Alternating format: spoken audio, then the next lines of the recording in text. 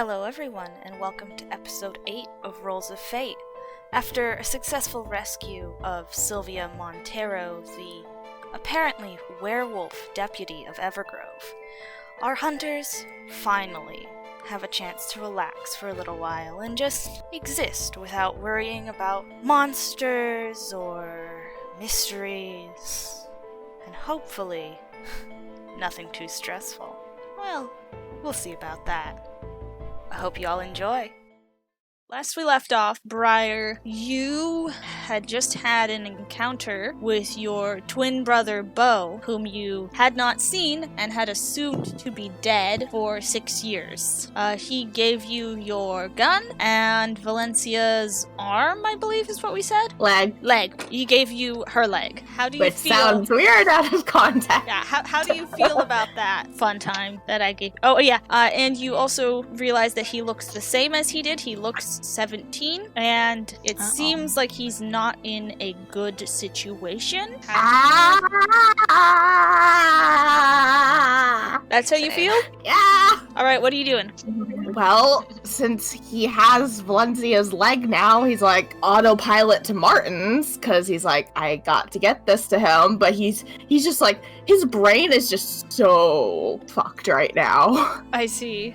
And like, he's probably crying. He doesn't notice it, because he's just like, he's probably like at least half dissociated, if not just like fully dissociated, just like autopilot. This is part of the thing. I need to get to Martin. Alright, so you make your way to Martin's house, and it is pouring down rain. Like, this is probably about early November now, and it is just pouring down rain. Briar didn't grab an umbrella. Who do you think he is? A reasonable person? A person no. with logic? A person who's thinking clearly? No, I don't. You make your way to Martin's house, and you can see a light on in the living room. I just go and knock on his door. Right, so you open up the gate, you walk up to his porch, and you knock on the door. And it takes a second, but Martin opens it, and he sees you, and he goes like, come in, Briar. What's wrong? I assumed I stuffed the package under my jacket, but I just I'm not even coming in. I'm just like, I just need to hand this to him. It's like, just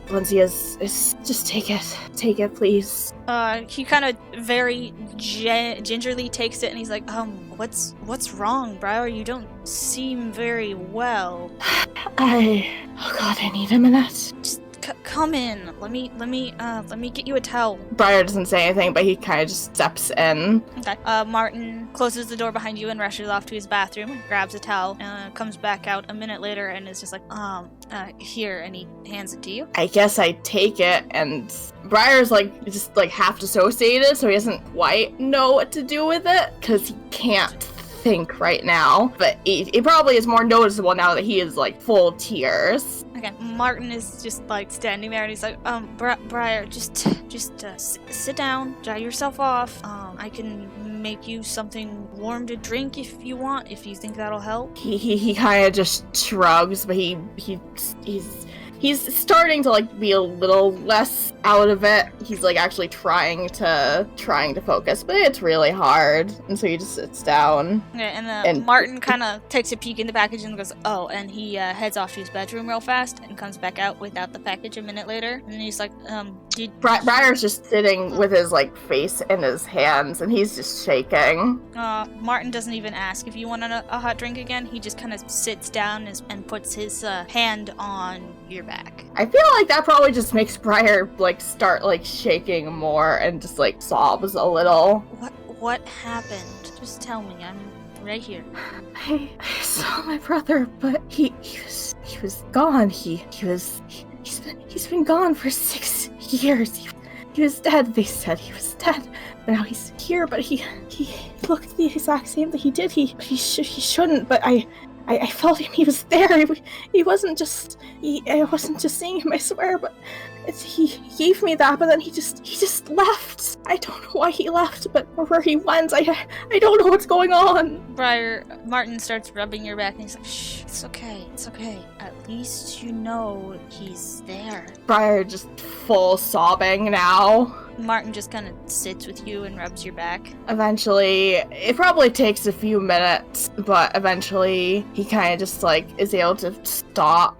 And then he's just like, I'm sorry. I shouldn't be here. I should go. And he tries to stand up, but his legs pretty much, he was already exhausted before his brother showed up. Mm-hmm. So like after everything, it's finally just all coming crashing down on him, and like he can, like, his legs cannot really hold him up right now. Martin kind of catches you and puts you on the couch, and he's like, oh, alright, it's okay, you don't have to apologize, I get it, sometimes you just need someone to talk to. You're more than welcome to stay here. I can grab an extra blanket from my room real fast, and you can just sleep on the couch, okay? Okay, I just wanted to get you the thing for your sister. I didn't mean to break down like this. Yeah, it's okay. You had a stressful night. You just need to sleep, so I'll be right back. And he goes to his room, comes back out with a fairly thick wool blanket, and puts it over you. And then he's like, you just lay down, you get yourself some rest, and you can go back to Grandma Jones in the morning. Don't worry. And he turns off the light and heads to his room. Thank you. And then it's the morning, and you awaken to the smell of cooking sausages. The sound and smell of cooking sausages and eggs. And Briar panics for a moment when he opens his eyes and he doesn't quite recognize where he is, because he had gotten used to waking up at Grandma Jones either on her couch or in the bed that she gave him. And so for a moment he's just like, what the fuck? And then he's like, okay, wait. And then he's still like, oh no, because then suddenly he remembers everything from last night. You also feel a weight on your legs, and you look and you see Nugget is sleeping on your legs, and when you wake up, he kind of perks his head up and hops down and trots into the kitchen. And then Martin sticks his head out and he's like, how do you like your eggs? Scrambled, I guess, but I'm not picky. Alright, scrambled it is. And end scene, you get a nice breakfast. Nice. Alright, I'm literally shaking. Valid, that was intense. Alright, so I have a very, very, very quick scene with Evie real fast. Or actually, no, not, never mind. I have two ideas, so I'm just gonna combine them. So, okay. Evie, what kind of social media does Evie use, if any? Probably the first one that came to mind was Instagram, so we'll just say that, I guess. Alright, you get a message on your Instagram. Okay. That reads, "Hey Evie, how you been? I haven't seen you in a while. Sorry, it's took me a bit to kind of track you down. Hopefully we can meet up again soon." And then a little signature that says, "Your old partner in crime, Z." And that's the extent of the message. Oh shit. Evie just kind of says that quietly. Alright, and then you hear a sound outside your window. Okay. Check. Alright, you check it out and you see there is a note attached to the outside of your window. Okay, grab the note. It says, "Meet me in the clearing, V." Okay. You gonna head to the clearing? Yeah. Alright, you head to the clearing, and the remains of, what was his name, Brent, I think, have long since been devoured or taken care of, so those are all gone, don't worry about that. Okay. And as you enter this clearing, you feel something hit your back. It doesn't knock you out, but it's enough to make you stumble forward. Turn around. You see Victoria holding two wooden staves, and she says, "Hello, Evie. It's been a while, but I think it is time we learn exactly how strong you are." And she throws you one of the staffs. What? Now block. Roll to act under pressure for me. Holy shit, what is happening? Okay, hold on, I need to find a place to put my phone. Roll plus cool. Okay, what is my plus cool? Your cool is a 0. -1. 6 and 4. -1? 9, I guess. 9. Alright, so, right? I'm gonna give you a worst outcome, hard choice, or price to pay. Alright, so, Okay. I will say that you, block the strike with the staff she threw you, but you trip and fall on your ass. Evie kind of laughs laughs nervously and just like, what the fuck? Very good block, but you could do a little better with your footing. And she reaches her hand out to help you up. Okay, I'll accept her hand. Okay, she helps you up and she says, I have been meaning to check in on you and Seuss more often, but I just haven't had the time recently. And I thought this would be a fun little exercise. And she strikes at you again. Okay, check, what the fuck? Roll to activate pressure. Okay, ouch. What'd you get? A 3 and 4. So, -1 brings that down to a 6. Go ahead and mark experience for that. Oh, wait. Mhm. Hey, I leveled up now. Nice. Did you? Yeah. Nice. Okay. So she, so it kind of hits you right in the chest and you're kind of winded for a second and she's like, alright. Your turn. What? Strike at me. It's your turn. Fine. I'll strike at her, I guess. Roll to kick some ass for this, I would say. So roll plus tough. Okay. 5 and 2 plus 1, I guess. I Nope, think. plus 2. Your tough is Plus 2, two. so that brings you up to a 9. Okay, that's okay. So you My rolls suck. this isn't actually going to really inflict any harm just because of the nature of you two. Yeah. So, you strike at her and you actually hit her right underneath the chin, and then she, strikes back at you and hits your arm, and it feels like it's gonna bruise. Very good. And this goes on for, like, probably upwards of 2 hours until you finally stop, and then Victoria looks at you and she's like, How have you learned that so quickly? You should not be able... You see, with vampires, we're not immortal in the beginning. It takes centuries of learning to figure out how to live literally forever. I have done so, and as have the rest of the council, but you shouldn't be able to tap into that power yet. You've only very recently turned. What the fuck do you mean? Something boosted your powers and I can sense other immortal vampires, as can... Oh, fuck. Did I mess it up? Did I mess which one this was? Fuck, I gotta check. Yeah, I was wondering, I was like, Yep, why I was did. this This is- Victoria and not Celine? This is Celine. This is actually Celine. Fuck. Ignore! I was wondering. I didn't want to question. Replace Like, not my everything. scene. Replace everything I said with Celine. Every Victoria was actually Celine. I apologize. She's like, Alright, you're fine. okay, so she says, both Victoria and I can sense other immortal vampires, and you appear to have that trait. And I don't know how, and I don't know why, but I think you are going to turn out to be incredibly powerful. That ends our training for the day. I will be back next week. Okay.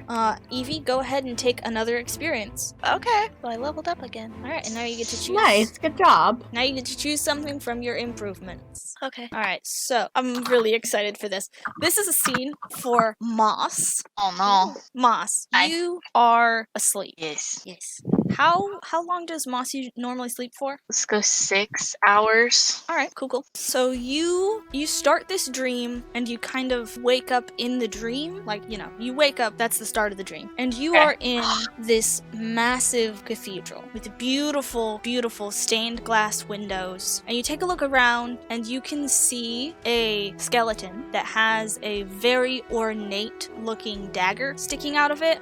And you look around some more and you can see what looks to be a very, very, very old pool of blood that looks like it would be enough to kill someone. And you can see near the blood a very hastily drawn out kind of sigil in the blood itself. And you look around and you realize you've had this dream before. You haven't had it for years, probably not since you were about 12, so about 8 years ago now. And you exit the cathedral and you see before you a scene of immense battle. There are people just fighting each other and trying to break their way into the cathedral or to try and stop people from doing it. And they aren't skeletons like the one in the cathedral. They are frozen in place. And you noted throughout your many actual times that you visited here that anything that was not touching a living being has decayed. And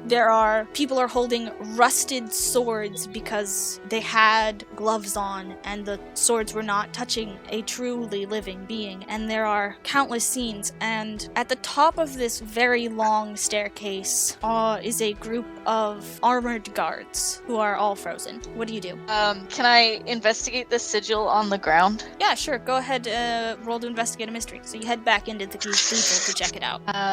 Investigate a mystery is sharp. Did I up my sharp last time? Is my sharp 3 now? I think your sharp is just 2. I think you upped your tough last time. 2? Yeah, it's Tough. 2. Okay. My file didn't save, so I couldn't remember.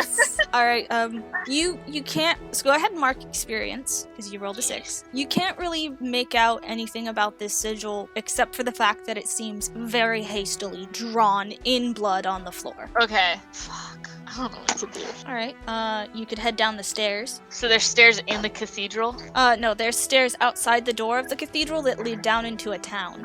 Yeah, let's head to town. Okay, so you walk down the stairs, and when you reach the bottom of it, you can see more scenes of battle. A gold dragonborn has her mouth agape as if she just shot something out of her mouth, though whatever it was is long gone. A smaller green dragonborn woman is holding her child as an armored assailant swings down at them with an old rusted sword. And there are many other similar scenes like this throughout the town. And you think, and there are 6 different places that you can go from here. And you know, with how long you sleep, that you can visit up to 2 of them. Here are the locations. I want to go to the temple first. Alright, so you head towards the forest and you walk through it and you see that all the plants are also frozen, like frozen in time, and they have not grown, but anything that was not living is long since decayed and gone. And you make your way to this temple and it is in ruins. It's made out of this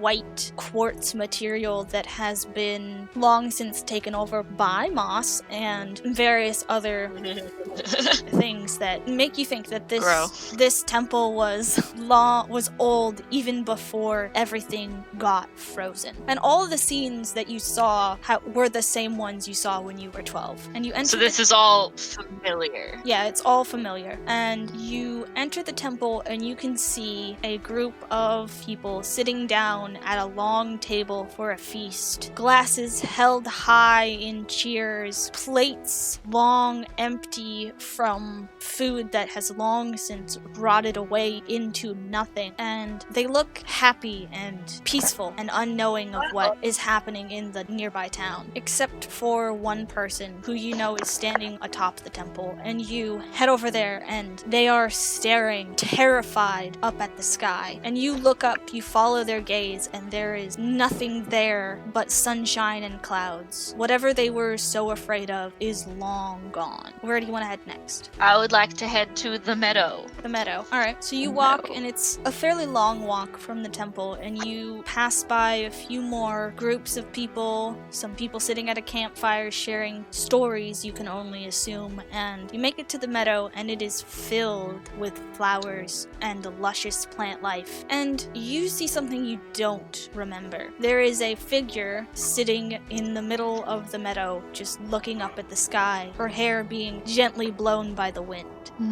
She seems to be unfrozen. Oh shit. Walk up to her and I say, "Excuse me." Okay. In a nice way, not a mean way. Okay. She turns towards you and it is your old partner. What does she look like? Fuck if I know. It's okay. I will say long, light hair. I don't know. I hadn't thought about it. It's okay. You're good. She seems to be kind of peaceful and just kind of sitting there, and she says, "Hello, Moss. It's been a while. This place is quite interesting. Do you know where it is?" And I ask, "How are you here?" "I am here because you are here. I can latch upon your dreams and I can see what's up. And I thought this one looked particularly interesting, though I did not think you were able to have it anymore. Something must have jogged that memory a bit." What do you call this place? I have no idea where I am. I mean, I recognize it, but I don't. She nods and she Oh. says, yes, well, I'm not particularly in the mood to antagonize you today. Why don't we just sit here and enjoy the scenery, huh? I falter for a bit before sitting down near her, but not like close to her. Alright, so you guys sit there for a time and just watch the clouds and the sun, and it slowly turns to sunset, and you wake up in your bed. No. No? Can I say something really quick Yeah? to her? Can Yeah. Can I look at her? Yeah. And can I say I'm sorry? She doesn't turn and look at you, but you can see that she smiles, and then you wake up. Okay. Okay. Oh, that was so good. That was good. Oh, I love that. I am having emotions over that scene. I have no fucking clue what any of that was, but I'm having emotions. That was fun. Alright, so, it's been about probably a week and a half since the end of the last mystery, and Grandma Joan has been furiously cooking all day. And she explained this to you yesterday, that although she does not agree with the message of Thanksgiving, as she herself is a Native American, I have decided. I don't know how to play that, so I'm not, so that's just a fact. She's a Native American. She has been furiously cooking all day, although she does not quite agree with the message behind Thanksgiving. She does always love an excuse to gather around friends and family and feed them a good hearty meal and just have a nice relaxing family time. So it gets to be probably about 6 p.m. And she's pulling everything out and getting the table set up, and she's put in, I think they're called leaves, a leaf, so that the table is even longer than it was before. And there is a knock at the door, and it is Silvia and Sebastian. And Silvia has brought potato salad, and Sebastian just kind of is coasting on whatever she's bringing and looks slightly awkward. Teenager. Yeah, and throughout the rest of like around 6 p.m., Martin comes with a bottle of wine. Laverne comes kind of awkwardly. She didn't really bring anything because she didn't know quite what to bring. Oliver Mann, the other deputy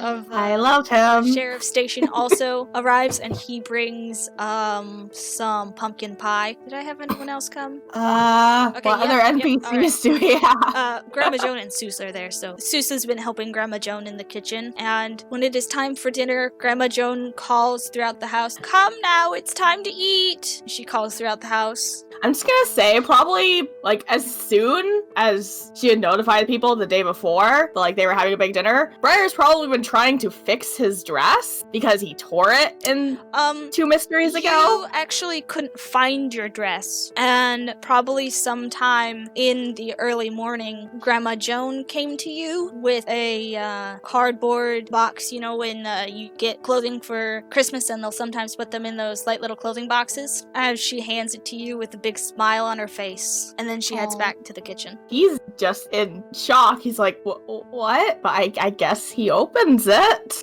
You open it, and it is your dress, clean and fixed. I think he cries a little. He's like, that's so nice. And there's a little note on top of it that says, I thought you might appreciate this. GJ.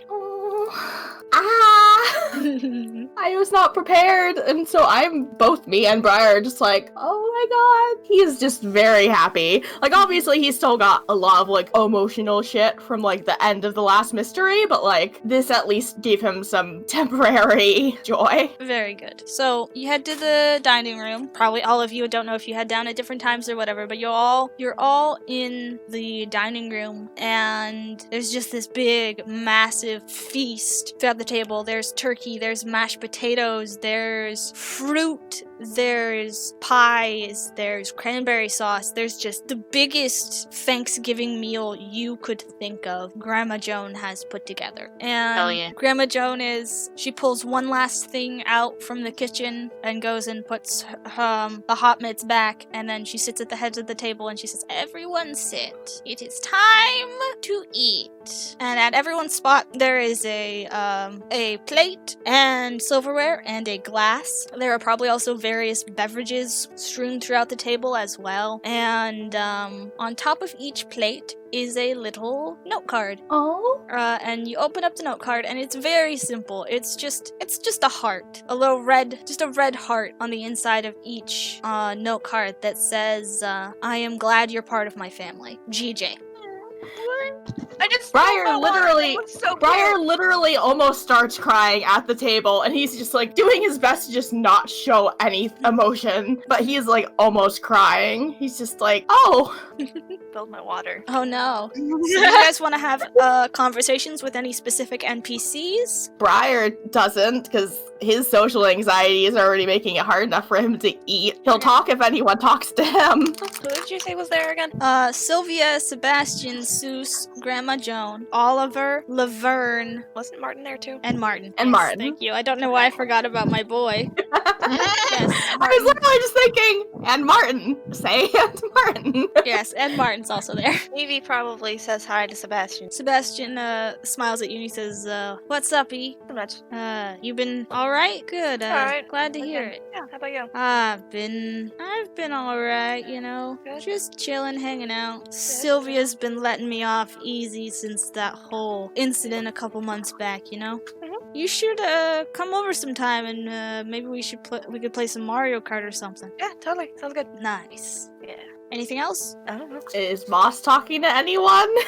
I assume just small talk, but nothing. Okay, because I don't want to make a bunch of NPC conversations. Yeah, no. That's I, Because it'd just be me trying to remember what fucking voices I did for everyone and being like, oh no, that's wrong, oh fuck, I don't have a voice for this person, oh Mood! Oh, actually, Briar would maybe talk to Martin. no! Okay. He would just be like, Let's see if Lindy changes his voice again. Shh, don't call me out like this, I'll call myself out, thank you very much. how have you been, Martin? I've been alright, how, She did, I was right. I said I would call myself out, fuck you.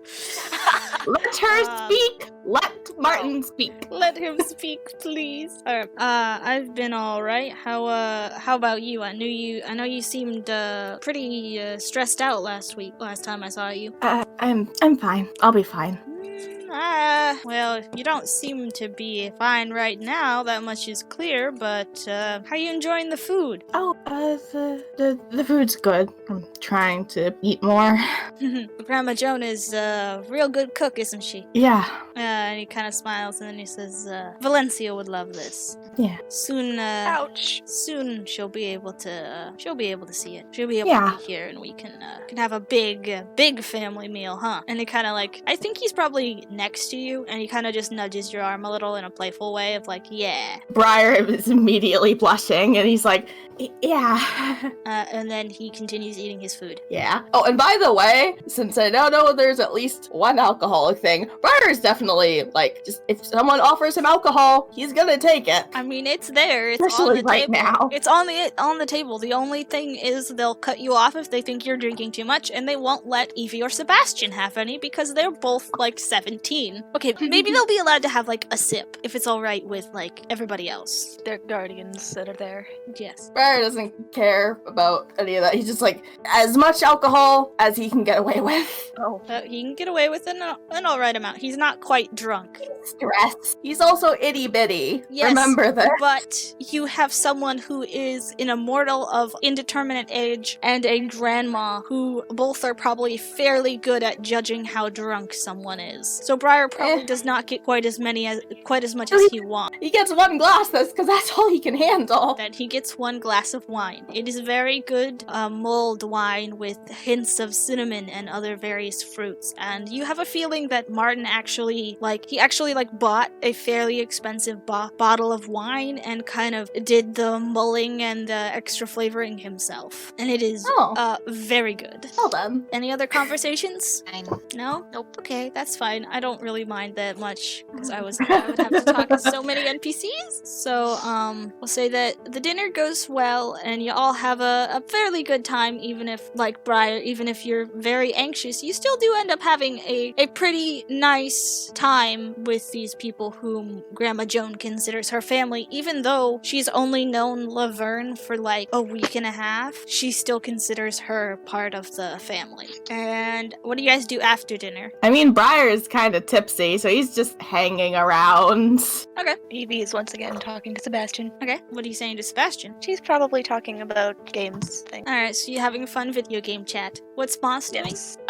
Sticking to themselves, not really talking to anyone. Okay, valid. So, after a while, the festivities kind of die down. It's probably almost like 10 p.m. by the time the festivities have wound down entirely, and everybody heads back to their houses, apartments, what have you, for the night. Briar makes sure to say goodnight to Martin, because he's tipsy, and normally he wouldn't, but now he's just like, night. Martin waves and says, night, Briar. And as he leaves, he thanks Grandma Joan and such, and gives her kind of a kiss on the cheek and leaves. What do you guys do after the festivities have wound down? I mean, Briar probably goes to his room at this point. He's like, oh, everyone's gone. I can go to bed now. Moss, Evie, what are you guys doing? Probably just I'd hang out in the living room, but just sort of not really doing anything. So what is Evie doing after the festivities have wound down a bit? Probably helping clean up if Grandma Joan hasn't done that already. Okay, so you help Seuss and Grandma Joan do the dishes and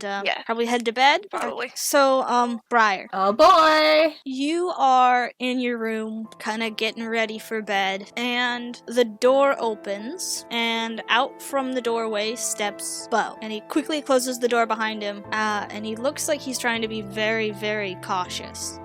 Hey, Briar. Bo! And Briar, who is still tipsy, just runs over and just hugs his brother. Just full, tight hug. I guess tight as he can. Bo kind of tenses for just a sec because he wasn't really expecting that, and then he hugs you back. And I miss you so much. It's a very tight hug. You know, it's the hug of you haven't seen each other in 6 years, and it's been so long, and you both just really, really kind of needed to see each other again, and it lasts for probably several minutes until Briar's crying. It's like, I missed you. And Bo's probably like, yeah, I missed you too. And he finally breaks away, and you can see he's also crying just a little bit, not nearly as much as you are, but he is crying. What do you do? Where have you been? What happened? I can explain everything. Just you're gonna want to sit down. Okay. And I kind of just lead him over so we can sit on the bed. Briar does not want to let go of his brother. Alright, so you sit down on the bed, and you can tell that he is very tired. He's like, I got taken by the Fae King. The Fae King? Yeah, I know. It would sound insane to any normal person, but there is a reason that it happened. Mom and Dad, they made a deal. They didn't even believe in magic. How? You thought they didn't believe in magic, but they did at least a little bit. Let me see if I can show you. And he puts a finger right to your head and just kind of pokes your forehead, and then you are somewhere else entirely, and you look, and it's like you're spying, and you can see your parents sitting across the table from a very strange man that's his appearance seems to shift every once in a while, as if he doesn't really want, his appearance just changes a little bit every few seconds, just to possibly show off or to unnerve them or something else. And they are talking, and you can hear your mother, and she says, this will help him, right? He won't see things, he won't have nightmares anymore, yes? And that is the deal, right? And the person across the table says, yes, of course. I can guarantee that your child will be fine. All I need is something important. And then your dad says, yeah, well, what exactly do you need? You're being very vague about this. It doesn't matter. Just something very, very important, and I promise, with all my power, I will make sure that your child will be alright. They will be okay. And then, you kind of step back from the doorway in which you're walking and you kind of bump something, not super loudly, but the figure at the table whips his head towards you and he smiles, and then it's done and you're back in your bedroom. Briar is kind of hyperventilating a little because he's like, Bri, what? you gotta do me a favor. Don't blame yourself, alright? But did you pay attention to the wording? His wording. He didn't say your son will be fine. He didn't say Briar will be fine. He said your child. I don't know what any of this means. He looks at you right in the eyes and he says, Briar, when Mom and Dad got arrested, Mom was pregnant. What? We have a little sister, and I'm afraid that he'll find her and he'll use her as some kind of bargaining chip.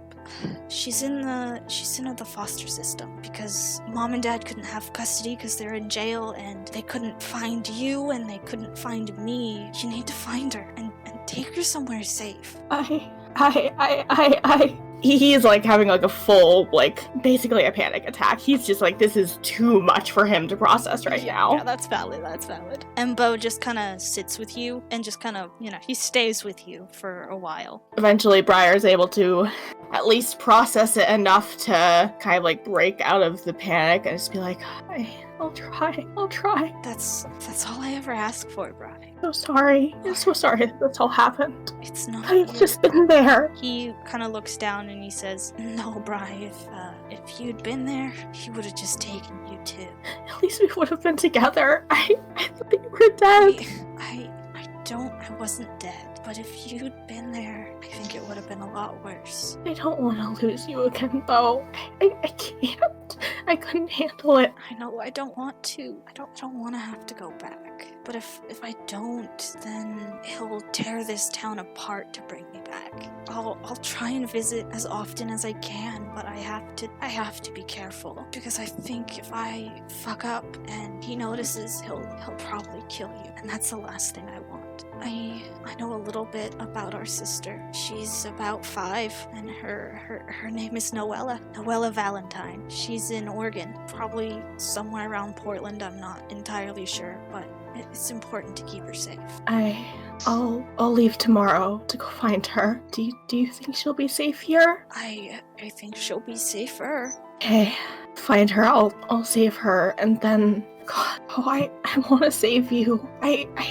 We'll get there. Don't worry. I promise I'll save you. I'll bring you home. I promise. He smiles, and you can see that he's kind of crying again, and he's like, I'd like that a lot. I have to go. I've already spent too much time here. And he hugs you again very tightly, and then he gets up and heads to the door. Love you, Bo. I love you too, Bri. And he opens the door, and you see that same forested scene with exhausted looking creatures, and you see a little girl who seems to be about 12, and she has pale skin and black, probably shoulder-length hair, and she has one green and one blue eye, and she sees Bo, and the biggest grin appears on her face, and she kind of looks past Bo, and she looks at you, and she gives a little tiny wave, and then I raise my hand, just like confused, but just like, okay, hi. And then the door shuts behind him. End of scene. Yup. That was interesting. Oh shit. I was literally crying. Oh no, I'm sorry. No, not bad. Not me bad. Just like, just so much emotion. I was just like, and when you said the name, I was like, oh fuck. Who was that character that Lindsay was creating? I totally forgot about her until right then. I'm having emotions. So, I have a problem. And You have a problem? The problem is I don't know what to do for this next half of the session. Well, I have a scene we already have a scene planned between a different thing, and that's how we're going to be ending off the session, I presume. Yeah. But now with that lore drop that you just dropped of Briar having a sister, Baby. he needs to talk to Grandma Joan. Because he's spent, like, a lot of the night just being like, how am I gonna get there? How am I going to get her out of the foster care system? I will say one thing that I actually looked up what happens to children whose parents are in jail, and it's that if they have an older sibling, the older sibling will get custody. But since they couldn't find any of her older siblings, they couldn't do that. So I'm feeling... Briar is legally dead. Not if he shows up and is like, yo, this is actually me, and they do some tests and they're like, aha, it is you. Or, I mean, you could just kidnap her. That's another option. Briar's just like, kidnapping isn't an option. He does not want to be wanted for kidnapping a child. True. You know? But he's also just like, how am I going to get to Portland? I can't drive, and I have $450 to my name. This is true. Get Martin's help. Do it. I'm sure he'll help you kidnap your sister. That's another option. I mean, is Grandma Joan.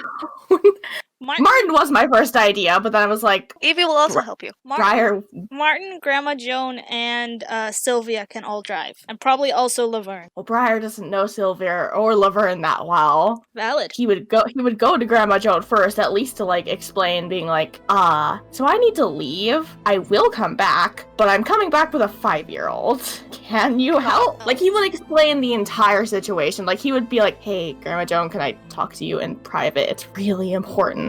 Like, the next morning. Okay. Like, after breakfast. You want to do that, then? Yeah. So you're eating breakfast. You finished breakfast. Nom nom nom, delicious. Probably eggs and bacon. Grandma Joan, can I talk to you in private? It's really important. Yes, of course. Where'd you go? So, attic, I guess? Okay, you go to the attic, and Grandma Joan's like, oh, what is it, dear? It's a long story. Do I have to actually explain the entire thing, or can I just say that he... time lapse. You explain the whole fucking situation, and Grandma Joan's like, alright then. I myself am not comfortable with such long drives, but you are more than welcome to borrow my truck if you can find someone who can drive you. Thank you.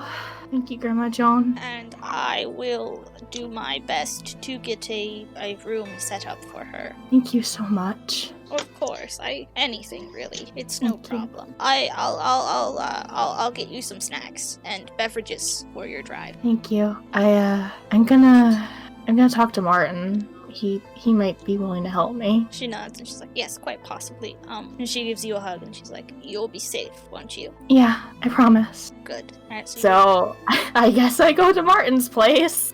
He is not home. No. Oh, fuck. I guess I try to find him in town. Where would the sheriff be, I wonder? Sheriff station? Yeah, he's at the sheriff station, sitting at the desk, just chilling. It's not a super crime-heavy town, you know? You see Oliver's kind of in the meeting room, taking a not-so-subtle nap. God, I love him. Sylvia is nowhere to be seen at the moment. Okay, Briar. Martin looks up when you come in and he's like, hey, Briar. Hey, Martin, I know this is really short notice, but I need your help. And then he explains the situation of, so my brother disappeared last night. Apparently I have a sister. I need to find her. Explain. He's like, and you need my help for...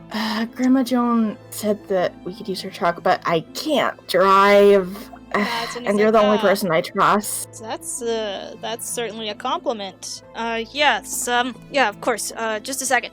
Sylvia! And you, see the door behind the desk open up, and Sylvia comes out, and she's like, yeah, Martin? I need you to take over for a while. I'm going on a road trip. Sylvia nods, and she's like, she sees Briar, and then she kind of puts 2 and 2 together that something important is going down, and she's like, yeah, alright, Oliver and I can handle it. You head out. And he nods, and and he's like, alright, let's go. And you go back to Grandma Jones, and she has already put a bunch of snacks in the back seat of the truck. Various chips and beverages and other snacks like cookies, fruit snacks, etc. Because she doesn't want you guys, she wants you guys to have food. She probably also packed you guys a couple sandwiches in a cooler. I love her. Bless her. Bless her heart. Yes. She throws the keys to Martin with a nod, and you hop in Grandma Jones' big-ass truck and head off to Portland. Oh boy.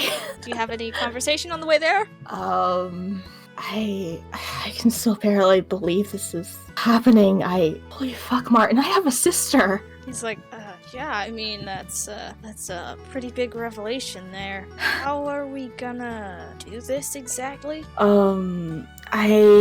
I did some research last night. I couldn't really sleep, but if I'm able to show them that I'm related to her, they should just let me take her since our parents are in prison. Any particular reason your parents are in jail? They confessed to killing my brother, which is kind of why I thought he was dead. I still don't know why they confessed when they clearly didn't, but interesting. I can't. I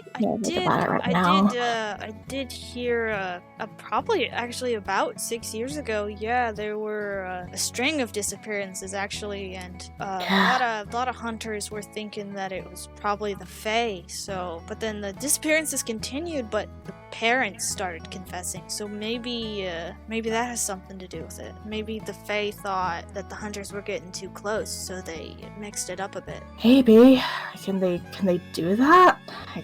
I've done a bit of research on the Fae, but some probably can. I'd have to ask Harley about that. But and then he kind of realizes what he says, and he's just like, Wait, you know someone named Harley? My brother said, I'd forgotten about this. He'd said to trust Harley, but I didn't know who that was. Harley's the mayor. Oh, you said they'd know about. Are they Fae? And he turns his music up. He turns the folk music up.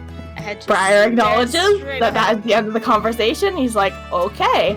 And just stares out the window. Sometimes Martin's just like, fuck, I need to stop talking. And then he stops talking. I love him. Kind of want this to last a little while longer. So we're gonna... And that there? Yes. We'll pick it up on Tuesday. Yeah, I'm wondering what else we can do. You guys have any other ideas? I mean, Moss has work at 5. I could have Moss have another dream if y'all wanted. Does Moss want another dream? I mean, I don't want to say no. Well, if you want to explore that area some more, then I'll hold off on it. Okay, that's fine. All right, so cool. Evie, you are once again upstairs in your bedroom, probably trying to fall asleep. Some moonlight's filtering in through the window, kind of giving a very light in your window, and something starts to block it out, and it's weird. It's like vines are starting to creep up the window and block out the moonlight, almost like a curtain, until eventually there is no more moonlight. Okay. And your window is completely covered. What do you do? Get up and walk towards the window, I guess, grabbing the sword in the process. Okay. You get up to the window and you look through it and you can see just ivy, like really, really thick ivy just covering the window. Okay. I'll kind of like walk away from the window and go downstairs quietly. You're gonna go downstairs? Yeah. Alright. Casually going outside. Alright, you head outside and you see the ivy is just covering right up to your window. Like it starts right below your window and goes all the way up and stops right at the top. Well, what do you do? I have no idea. Just kind of tug at it, I guess, to see if I can just make it fall and not have at it. You get very close to the ivy and then a face pops out and it's like, hello! And it's a very familiar looking face. Evie kind of yelps and falls backwards. What the fuck? She's not normally green. you remember her being, kind of pale, Caucasian, but this time her face is a light, kind of pale green, and she has this these kind of leaf-like ears and this kind of almost shoulder-length green hair that almost blends in with the ivy itself. And she's like, "It's been a while, but Z wanted me to check up on you and just to make sure you are all right, and I guess you are. So I'm okay. Who the fuck are you? Don't you remember me? It's me. It's Ivy. I'm trying not to be rude, but last time I checked, you weren't green. Well, I've always been green. I've just been a little sneaky about it. That's all. Okay. I'm doing fine. That's good. And she steps out of the ivy, and you can see that on top of her head there are like mushrooms growing out of her hair, and a little like thorny crown with a single rose on it, and then a pair of what looks to be snail shells on either side of her head, and she smiles at you with a cleft lip. Do you want to come inside? Nah, I much prefer it out here. Okay. But I do want to do this. And she runs up and she just hugs you. Okay. I'll just kind of hug her back. Very confused. Are you all right? I noticed that you're not living with your parents. Yeah, they're kinda, yeah, my parents Wait, died. did they die? And she kind of like does that like overly shocked like thing where like she covers her mouth with her hands and she's like, "I'm so sorry. I didn't realize I wouldn't have brought it up if I'd known." It's fine. It's alright. So, how are you? I'm fine. How have you been? I've been alright. Z and I have been trying real hard to find you, but you were very sneaky. Thanks. Yeah, but now we found you, and now we can be friends again. Partners in crime like the old times. Yeah. Evie is smiling very awkwardly. She has no idea what's going on. What's wrong? Oh, nothing. I'm just glad to see you and also very confused. Why are you confused? Why there's ivy growing around my window and why you came out of said ivy. Oh, sorry, that was me. And she kind of like waves her hand and the ivy just is gone. Did you do that? I mean, yeah, I'm a nymph. I'm an ivy nymph. What? A Okay. nymph, Yeah. That's interesting information. Yeah, and I mean, I've always been a nymph, but we're not necessarily, accepted in normal society, so I kind of had to be sneaky about it. I mean, Z also had to be sneaky about some stuff, so really we were on the same group. You were like the only one who's actually kind of human, but I have a feeling that's not quite the case anymore. Yeah, not really. I guess we're all just a group of magical creatures, huh? Yeah. That'll make it a lot more fun when Z finally convinces her sister to let her come down here. But what? Yeah, her older sister. But she's got to do some investigation first and blah blah blah blah. Important business stuff. And she won't let Z leave without her because they're siblings and they got each other, and she doesn't want to be like super worried. So like Z will get here eventually. It'll just be a little while. Okay. Evie kind of smiles, less awkward now, more excited. I'm so excited. We're gonna have so much fun. Just like we used to. Yeah. Except this town seems real nice, so maybe our partners in crime will be just more like partners and less crime. Because there's only one grocery store, and if you get caught stealing from the one grocery store, you can't really shop there anymore. Yeah. So maybe a little less crime, but we'll have a lot of fun still. Yeah, of course. Okay, well, I should probably let you get back to sleep. I'ma just sleep here. And she points to right below your window. Okay, just knock on my window if you need anything, I guess. I won't need anything. And she goes underneath your window, and she just transforms into ivy that's growing on the side of the house. Well, that was interesting. Evie heads inside and goes back up to her room. End scene. Yeah. I don't really think I have anything else, so we could do that final scene with stuff if you want, August. Oh boy, here we go. Alright, so it's probably like, I don't know, morning of or morning after Thanksgiving. What do you think? I was imagining it was during the night. Okay, the night? During a night. Okay, that's so the fine. night after, maybe. Night of, night after. Either one. Don't matter. Okay, it's nighttime, shortly after this whole business. So, a very loud truck rolls into town. And it's not loud in the traditional sense, as it's not, like, making a lot of mechanical noises, but whomever is driving it is just blasting their music at basically full volume as they ride into town. And they pull into the parking lot of the local bar and start the short walk over to the apartment building. When they get there, they walk up the stairs to the apartment building and pull out an envelope that they have. And contained within the envelope is a key to apartment 202, one of 4 apartments in this apartment complex. What are you doing? Getting into the apartment, and then I take out my cell phone, and I'm making a call. Alright, so the line rings for a second, and then you hear a voice answer, yes? Hey Lilith, I got in town. I'm in the apartment now. I'll be starting the investigation in the morning. Good. So you're safe then, yes? Yeah, I got into town safe. Good, do keep me, updated. You be safe, okay? And make sure that you are, careful. And, what? And you can hear her kind of put her, like, hand over the thing. What is it? Everything alright, Lilith? Yeah, okay. If you could, investigate. You know what you're investigating, yes? Yeah, Good. Of course I remember. If you could also check in on this, what was it? This Evie person? Oh, yes, Evie. I remember. Yes. Check on this Evie, for me as well. That would be lovely.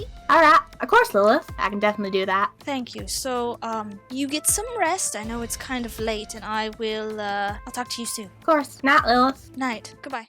Thank you all so much for listening to this episode of Rolls of Fate. I hope you all enjoyed it. Our hunters each have their own interesting adventures to be had, I suppose. Briar and his apparently various sibling issues. Evie rekindling old friendships. And Moss having strange dreams and meeting old partners who don't seem as mad as they could be. And not to mention strange new hunters arriving in town in the middle of the night. Who knows what he's up to? Hope y'all enjoyed. Have a wonderful day.